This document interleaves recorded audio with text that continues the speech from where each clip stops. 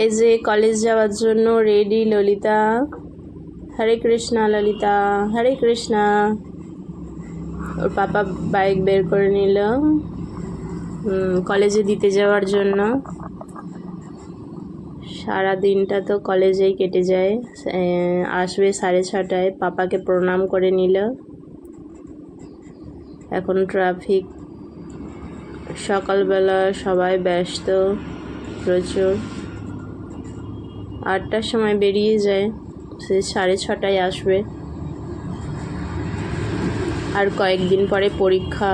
এমনি সবসময় অন্ধ্রপ্রদেশে পড়ার চাপটা একটু বেশিই থাকে, মানে প্রচুর পড়ার চাপটা একটু বাচ্চাদের বেশিই থাকে। নারায়ণ ছোট, নারায়ণ সেই 9টায় গিয়ে, ললিতা 8টার সময় গিয়ে 6:30টায় আসে, কিন্তু নারায়ণেরও 9টার সময় গিয়ে সেই 4:30টায় আসে। হরে কৃষ্ণা।